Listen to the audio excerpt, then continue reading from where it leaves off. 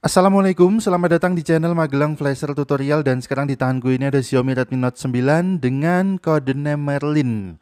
Jadi handphone ini kasusnya boot loop, hanya tampil di logo Redmi saja. Mungkin sekarang ini lagi kehabisan baterai ya. Kita coba untuk nyalakan handphone ini kok nggak bisa. Kita tekan tombol power nggak bisa nyala. Kita tekan tombol power dan tombol volume bawah, tetap nggak mau nyala juga. Kita coba untuk colokkan ke daya aja. Kita gunakan kabel data. Kita colokkan ke komputer saja menggunakan kabel data biar terisi daya baterainya. Atau bisa kita gunakan charger ya. Yang penting handphone ini nyala dulu di tampilan logo, kemudian nanti akan kita analisis lagi kasusnya.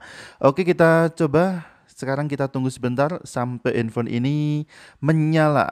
Mungkin kehabisan baterai atau memang harus dipancing dulu menggunakan charging mode seperti ini. Kita tunggu sebentar, kita coba tekan tombol volume bawah dan tombol power. Nah, ini dia, sudah ada getar di handphonenya.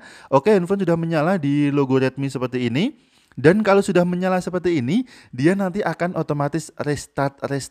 Hanya di logo Redmi saja, kemudian mati, nyala lagi ke logo Redmi, tidak bisa masuk ke tampilan menu, tidak ada tampilan proses loading di bagian bawah layarnya. Biasanya jika handphone normal, setelah kita nyalakan handphone, dia ada proses loading titik 3 di atas logo Androidnya, tetapi tidak untuk handphone ini.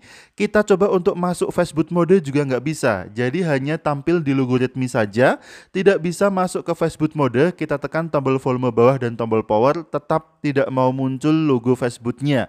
Kemudian handphone ini selain tidak bisa masuk ke tampilan menu, tidak bisa masuk ke fastboot mode, juga tidak bisa masuk ke recovery mode. Jadi yang bisa tampil di handphone ini hanya logo Redmi saja. Handphone tidak bisa masuk ke fastboot mode. Kita coba tekan tombol volume bawah ini, kemudian kita coba tekan tombol volume atas dan tombol power. Handphone juga tidak bisa masuk ke recovery mode. Kita coba tekan tombol volume atas dan tombol power. Kita tunggu sebentar. Ini handphonenya masih menyala ya. Ada tampilan lampu di layarnya. Oke, ini dia sudah mati lagi. Kita coba tekan tombol volume atas dan tombol power. Kemudian tahan dulu tombol volume atas. Tetap saja handphone ini tidak bisa masuk ke recovery mode. Jadi masalahnya sudah jelas. Handphone tidak bisa masuk ke tampilan menu, tidak bisa masuk ke fastboot mode, dan tidak bisa masuk ke recovery mode. Namun handphone ini sudah ter-unlock bootloadernya, alias sudah terbuka bootloadernya. Tapi walaupun handphone ini sudah ter-unlock bootloadernya, tetap tidak bisa kita flashing dengan Mi Flash Tool karena fastboot mode tidak bisa kita akses pada handphone ini. Untuk solusinya nanti kita akan coba untuk flashing dengan SP Flash Tool dan kita bypass outnya dulu. Untuk proses flashingnya sudah kita siapkan banyak file di sini. Ada beberapa file yang akan kita gunakan. Yang pertama kita ekstrak adalah file firmware-nya dulu.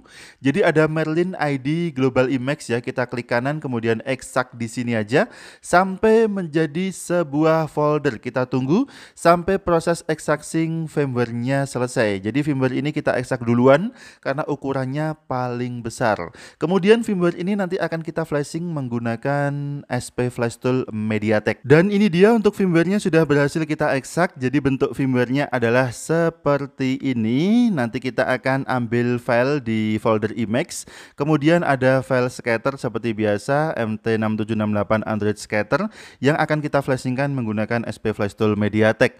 Tapi sebelumnya di sini kita install dulu MediaTek driver. Bagi teman-teman yang belum install MediaTek driver, maka wajib untuk menginstal driver ini agar handphone bisa terbaca oleh Windows yang kita gunakan. Karena Redmi Note 9 menggunakan chipset MediaTek, maka drivernya kita gunakan juga driver MediaTek. Oke, selanjutnya kita install lib USB. Fungsi dari lib USB ini adalah untuk memfilter MediaTek USB portnya. Cara menggunakannya nanti kita akan praktekkan. Sekarang kita coba untuk install dulu. Pilih I accept, kemudian next terus. Kemudian install, kita tunggu. Kalau sudah otomatis kita launch aja. Dan di sini kita close dulu WinRAR-nya. Kemudian kita posisikan di menu install Advanced Filter dan next. Kalau sudah terbuka seperti ini, kita posisikan lib USB-nya di pojok kiri atas dari monitor kita. Selanjutnya kita ekstrak file bypass out-nya, yaitu MTK bypass ref 4. Kita klik kanan dan ekstrak di sini sampai muncul file action-nya. Untuk menjalankan tinggal kita double klik aja tool ini atau filenya. Tapi sebelumnya silahkan teman-teman matikan dulu antivirus di Windows yang kita gunakan. Kalau sudah berjalan, MediaTek bypass tool by MCTM-nya bisa kita posisikan di pojok kanan atas dari monitor kita. Selanjutnya kita ekstrak flash tool-nya. Ada SP Flash Tool MediaTek. Bisa kita klik kanan kemudian extract di sini dan kita tunggu sampai extractnya selesai menjadi sebuah folder. Kemudian kita buka folder spflashtool. Kita jalankan file dengan nama spflashtool.exe.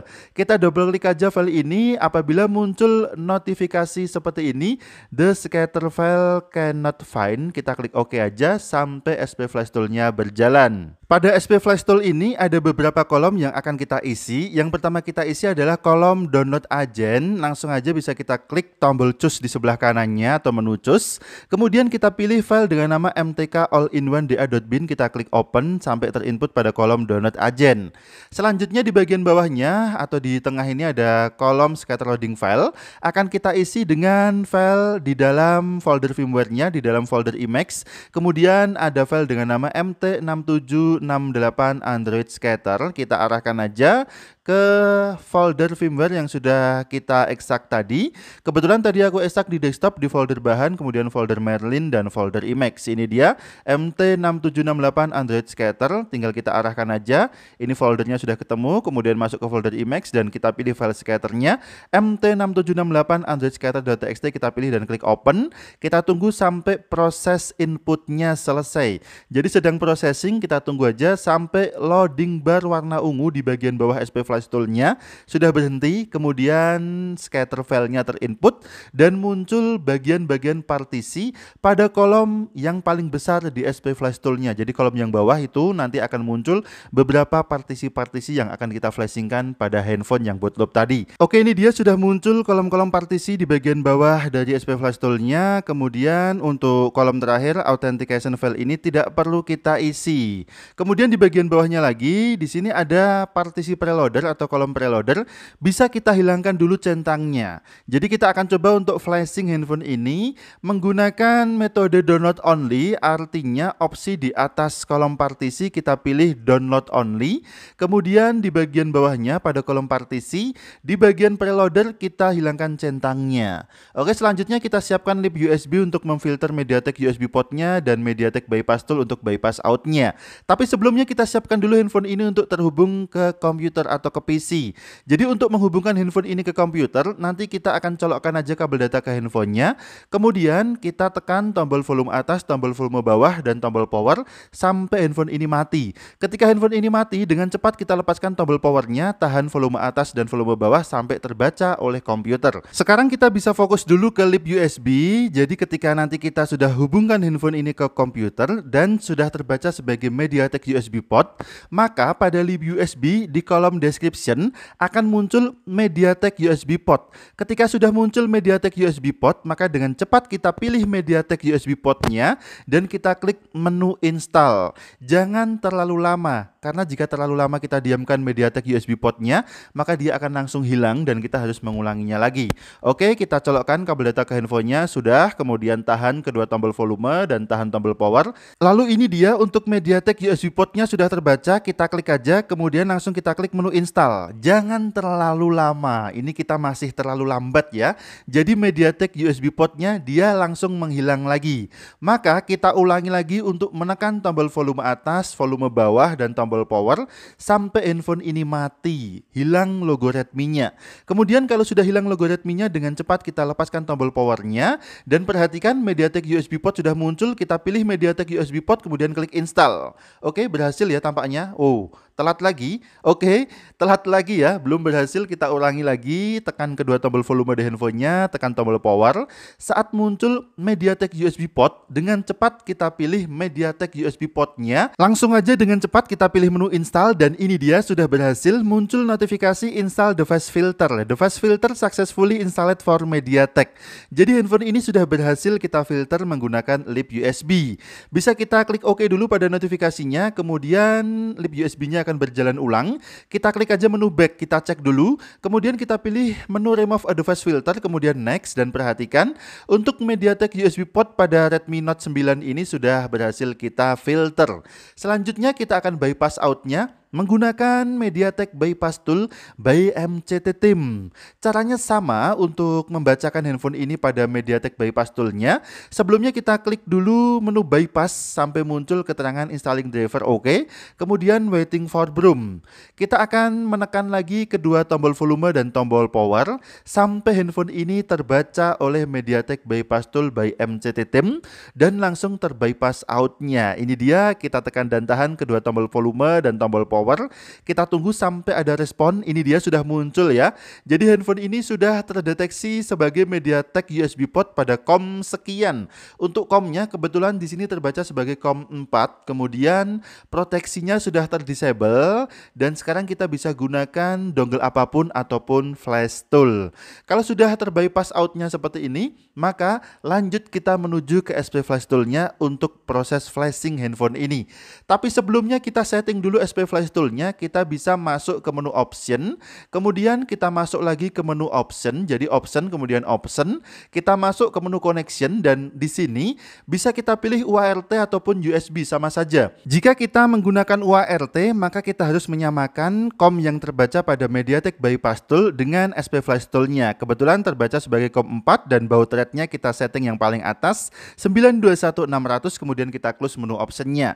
Selanjutnya tinggal kita flashing aja dengan klik menu download. Mudah-mudahan bisa. Perhatikan preloader jangan kita centang dulu ya. Preloader kita kosongin centangnya, kemudian klik download, kita tunggu sukses atau tidak. Dan ternyata muncul error, kita diminta untuk menggunakan mode format all plus download. Jadi kita akan ganti modenya dari download only menjadi format all plus download. Kita rubah ke format all plus download seperti ini. Berarti semua partisi tercentang. Kemudian kita akan ulangi lagi untuk melakukan proses flashing. Kita coba klik download dulu. Ternyata masih muncul error juga. Jadi error seperti ini muncul karena handphone sudah tidak terbaca lagi oleh komputer. Berarti kita coba untuk bypass out-nya lagi aja. Cukup bypass out-nya yang kita ulangi. Untuk lip USB-nya tidak perlu kita ulangi. Oke, kita lepaskan dulu kabel data dari handphonenya. Kita coba untuk melakukan bypass out menggunakan MediaTek Bypass Tool by MCT Team lagi. Klik menu bypass sampai muncul installing driver OK, kemudian waiting for Broom, kemudian kita colokkan lagi kabel data ke handphonenya. Tekan tombol volume atas, volume bawah, kemudian tombol power sampai handphone ini mati. Ketika handphone ini sudah mati, hilang logo Redmi-nya, dengan cepat kita lepaskan tombol powernya sampai handphone terbaca oleh MediaTek Bypass Tool by MCT Team-nya. Ini dia, sudah terbypass lagi out-nya. Kita kembali ke SP Flash Tool-nya, kemudian option-option kita ulangi lagi. Kita cek lagi, oke, tidak berubah settingannya. Kita close lagi untuk menu option-nya. Langsung kita flash, klik menu download aja dan kita tunggu sampai proses flashing-nya selesai.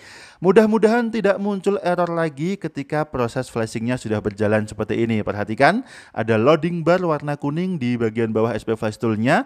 Berarti proses flashing-nya sudah berjalan. Wow, muncul error lagi. Ternyata ada keterangan seperti ini ya. Please download sitenote untuk exaid verified.img. Jadi pada bagian partisi exaid tidak bisa terbaca filenya. Atau kita bisa disable aja di bagian exaid-nya. Tapi kita akan coba untuk flashing ulang lagi tanpa merubah apapun dulu. Nanti jika tetap tidak bisa, maka kita akan coba disable aja exaid-nya. Oke, kita ulangi lagi untuk menghubungkan handphone ini ke komputer. Karena apabila terjadi error saat proses flashingnya, maka handphone harus kita lepaskan lagi koneksinya dari komputer. Kemudian kita hubungkan ulang. Kita coba untuk bypass lagi out-nya sampai handphone ini terbaca oleh komputer lagi. Oke, ini dia, sudah kita lepaskan kabel data dari handphonenya. Kita klik menu bypass pada MediaTek Bypass Tool by MCT Team. Kemudian kita coba tekan tombol volume atas dan tombol volume bawah dan tombol power tentunya. Tapi sebelumnya kita, sudah langsung terbaca ya ternyata. Sudah langsung terbaca. Baik, langsung kita klik menu download aja. Oke, ini dia, sudah berjalan lagi proses flashingnya. Kita letakkan dulu handphonenya. Mudah-mudahan tidak ada error yang muncul lagi. Tadi error pada bagian partisi exaid-nya. Kita coba lihat dan ternyata error yang sama masih muncul juga. Oke, sekarang kita akan coba untuk disable aja di bagian exaid-nya. Cara untuk disable-nya, kita bisa hilangkan centang pada bagian kolom partisi exaid-nya. Oke, di notifikasi ini bisa kita klik OK dulu sampai notifikasinya hilang. Kemudian kita cari kolom partisi partisi EXA-ID untuk kita hilangkan centangnya. Ini dia, kita hilangkan centangnya pada bagian partisi EXA-ID. Atau mungkin sekarang kita bisa gunakan metode download only aja, kita hilangkan centang pada bagian preloadernya dengan tujuan jika preloader kita hilangkan centangnya maka IMEI akan aman, tidak hilang IMEI-nya. Oke, tadi dua bagian yang kita hilangkan, bagian preloader dan juga EXA-ID. Kemudian kita bypass lagi outnya, klik menu bypass pada MediaTek Bypass Tool. Kita colokkan lagi kabel data ke handphonenya, kita tunggu dulu. Kemudian kita matikan lagi handphonenya, tekan kedua tombol volume dan tombol power. Kemudian kita tunggu sampai terbypass outnya seperti ini, letakkan lagi handphonenya dan langsung kita ulangi lagi untuk proses flashingnya. Klik aja menu download dan kita tunggu sampai proses flashingnya selesai. Untuk mode flashing download only sekarang bisa kita lakukan, mungkin karena tadi handphone ini sudah terformat all ya. Wah, mudah-mudahan untuk IMEI-nya masih aman ya, tidak hilang IMEI-nya. Wow, ternyata muncul error lagi di sini. Sekarang di bagian CAS-nya. Jadi CUST. Jadi kita akan lakukan langkah yang sama, yaitu kita hilangkan centang pada kolom CUST di bawah kolom EXA-ID. Ini dia, kita hilangkan kolom CUST, kolom EXA-ID, dan kolom preloader. 3 kolom yang kita hilangkan. Oke, kita ulangi lagi untuk bypass outnya. Klik menu bypass dulu pada MediaTek Bypass Tool by MCT Team, lalu kita hubungkan handphone ke komputer. Kita tunggu sebentar dan kita coba untuk bypass lagi outnya, tekan kedua tombol volume dan tombol power. Ini dia, sudah terbypass lagi outnya. Kita coba untuk ulangi lagi proses flashingnya, klik menu download dengan posisi 3 kolom partisi yang kita hilangkan centangnya, yaitu EXA-ID, CUST, dan juga preloader. Kita klik menu download sekarang dan kita tunggu, mudah-mudahan sudah tidak ada error yang muncul. Oke, ini dia proses flashingnya sudah berjalan, ada indikator warna kuning yang berjalan ke sebelah kanan ya. Kita tunggu aja sampai dengan 100%.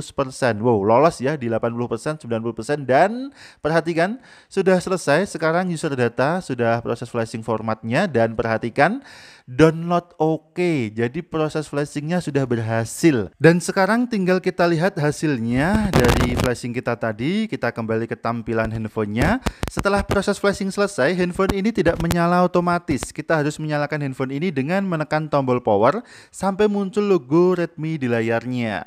Kemudian tadi kita menginstal handphone ini dengan MIUI 12. Jadi kita tunggu aja sampai ada tampilan loading MIUI 12 di layarnya. Oke, kita masih menunggu ya, dan ini dia ada tampilan booting animation dari MIUI 12 dengan khasnya yaitu logo MIUI warna-warni. Untuk proses loadingnya kita percepat aja pada video ini agar tidak terlalu lama memakan waktu. Setelah proses loadingnya selesai, handphone ini sudah masuk ke tampilan MIUI 12 seperti ini. Jadi tampilan selamat datang MIUI 12. Maka langsung kita setup aja handphone ini, kita pilih bahasa, kemudian pilih lokasi, kemudian kita lanjutkan setupnya lagi dan perhatikan di bagian WiFi di sini ternyata muncul SSID NVRAM sekian. Jika muncul SSID NVRAM sekian ini, bisa kita pastikan IMEI di handphone ini hilang, atau handphone jika kita cek IMEI-nya nanti maka akan muncul keterangan tidak dapat diperoleh IMEI. Namun kita setup dulu aja handphone ini sampai ke tampilan menu. Yang penting sudah ada peningkatan ya. Dari handphone hanya logo Redmi saja, boot loop, tidak bisa masuk ke tampilan menu, tidak bisa masuk ke mode fast boot, dan tidak bisa masuk ke recovery mode. Sekarang sudah bisa kita setup handphone ini sampai ke tampilan menu. Tapi walau handphone ini sudah kita setup sampai ke tampilan menu, tetap ada minusnya, yaitu handphone ini masih belum sempurna karena IMEI-nya belum muncul. Jadi IMEI hilang saat tadi kita lakukan flashing dengan cara yang sudah kita lakukan. Tapi bagaimana lagi, memang hanya cara tersebut yang bisa kita lakukan karena handphone tidak bisa masuk ke fast boot mode. Artinya kita tidak bisa melakukan flashing aman dengan Mi Flash Tool. Yang bisa kita lakukan hanya flashing dengan SP Flash Tool. Untuk di awal tadi kita tidak bisa gunakan download only, baru setelah kita format handphonenya kita bisa gunakan download only. Nah, kemungkinan saat kita lakukan format tadi IMEI-nya hilang. Dan sekarang posisi handphone ini menjadi terkunci lagi bootloadernya karena kita flashing ulang handphone ini menggunakan full firmware MIUI 12. Untuk memulihkan email yang paling gampang tentu saja dengan kondisi bootloader dari handphone Xiaomi terbuka. Namun dalam kondisi seperti ini kita bisa memulihkan email lagi menggunakan software atau tool MAUI Meta 3G. Sudah banyak dipraktekkan atau ditutorialkan di channel-channel YouTube lainnya ataupun di tutorial blog-blog pada Google. Oke, kita coba untuk konekkan ke WiFi. Sekarang untuk internetnya menggunakan WiFi normal saja. Jika teman-teman tidak membutuhkan koneksi seluler, tentu saja handphone sudah normal dan bisa digunakan lagi, namun hanya WiFi only. Tapi tetap saja user akan mengejar kesempurnaan. Bisa menggunakan WiFi, harus bisa menggunakan kartu data seluler juga. Maka nanti akan kita coba untuk usahakan mengaktifkan lagi emailnya atau memunculkan lagi emailnya agar handphone ini bisa membaca kartu data seluler. Oke, kita akhiri dulu sampai di sini. Mudah-mudahan video ini bermanfaat. Sampai jumpa di video selanjutnya dari channel Magelang Flasher Tutorial. Ingat tetap jaga harga servisan dan akhir kata dari kami wassalamualaikum. Tentu saja mantap jiwa walau belum jadi nota.